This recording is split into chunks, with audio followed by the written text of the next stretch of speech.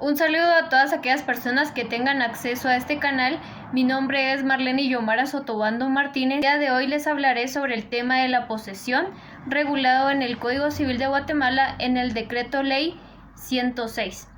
En el artículo 612 nos establece el concepto de la posesión.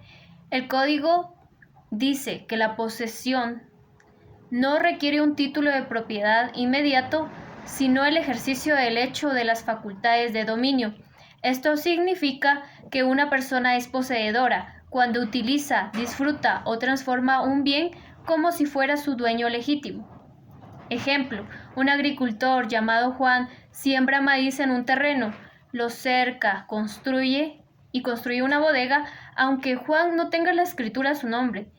Ante la ley es el poseedor porque actúa externamente con ánimo de dueño.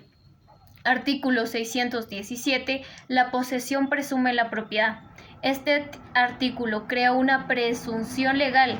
La ley protege al poseedor actual, asumiendo que es el dueño legítimo para evitar conflictos sociales. Si un tercero quiere reclamar el bien, tiene la carga de probar en juicio que el poseedor no tiene derecho sobre él.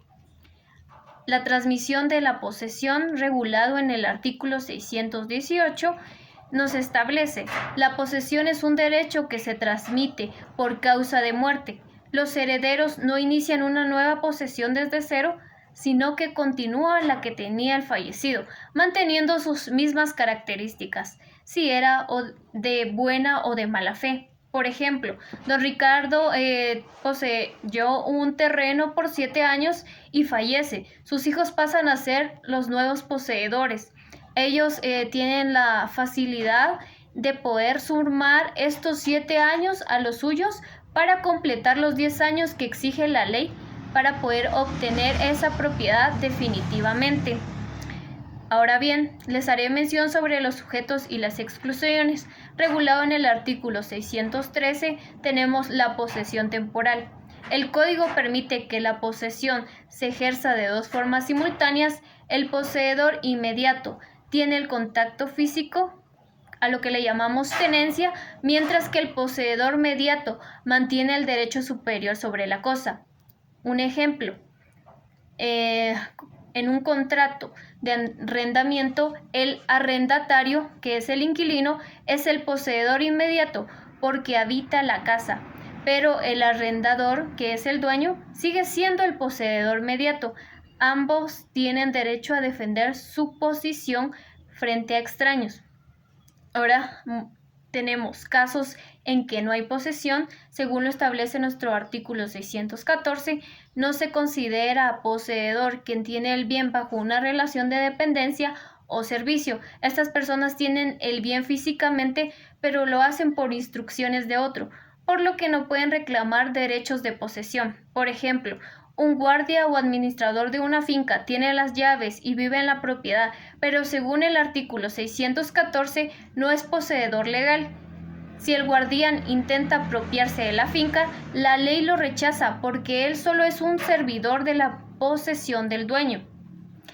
Ahora tenemos los actos de simple tolerancia, que están en el artículo 615, que nos establece que son permisos que el propietario otorga por cortesía o buena vecindad.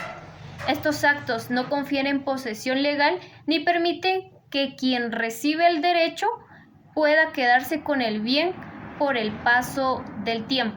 Ejemplo, si el dueño de un predio permite que un vecino pase por su orilla para poder llegar al río, por pura amabilidad, ese vecino no adquiere derecho de posesión sobre ese camino, sin importar cuántos años pase haciéndolo. Ahora bien, les hablaré sobre la buena y mala fe de la posesión. La buena fe lo encontramos en el artículo 622, que esta es la creencia sincera de que el título con el que se adquirió el bien es válido. El poseedor ignora que hay un error o vicio en el negocio jurídico que se realizó. Por ejemplo, un comprador adquiere un terreno de alguien que tiene documentos que estos parecen legales, pero paga el precio justo y toma la posesión con la conciencia limpia de que está actuando conforme a la ley. Ahora bien, tenemos los efectos de la posesión de buena fe. Artículo 624. El sistema jurídico premia al poseedor honesto, dándole el derecho de quedarse con los frutos, ya sean civiles o naturales, como rentas o cosechas, y el derecho a que se le reembolsen los gastos útiles o necesarios hechos en el bien antes de devolverlo. Ejemplo, si una mujer construyó un sistema de riego en una finca de buena fe y años después aparece el dueño real, esa persona o esa mujer tiene el derecho legal de que le pague el valor de ese sistema de riego antes de entregar esa finca. Ahora bien, en el artículo 628 y 629 tenemos la posesión de mala fe. Aquí nos establece, es quien entra a poseer sabiendo que no tiene título o que el que tiene es falso. Sus obligaciones son severas. Tiene que devolver los frutos, responder por los daños, incluso por los accidentes imprevistos. Por ejemplo, un invasor que se mete a un edificio abandonado sabiendo que tiene dueño, actúa de mala fe. Si el edificio se daña por un incidente o por un caso fortuito, el invasor es responsable legalmente de pagar los daños al propietario original. Por último, tenemos la usucapión, transformar posesión en propiedad. Artículo 620, condiciones para la usucapión. Para que el poseedor se convierta en el dueño por el paso del tiempo, la ley exige que la posesión sea con justo título, de buena fe, continua, pública y pacífica y conforme a la ley. Por ejemplo, una familia que compra un terreno con un contrato sencillo y vive ahí de forma abierta frente a toda la comunidad durante 10 años sin tener papeles con nadie, cumple con los requisitos para poder pedir que esa propiedad sea oficial.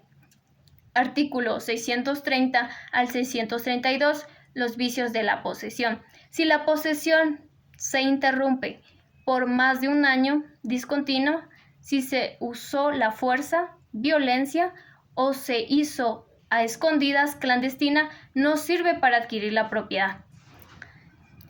Por ejemplo, si un hombre llamado Pedro toma un terreno por la fuerza usando amenazas, el tiempo que pase ahí no le servirá legalmente para ser dueño, porque su posesión nació con un vicio de violencia. Ahora bien, tenemos la titulación y el registro. Artículo 633. Posesión de bienes inmuebles.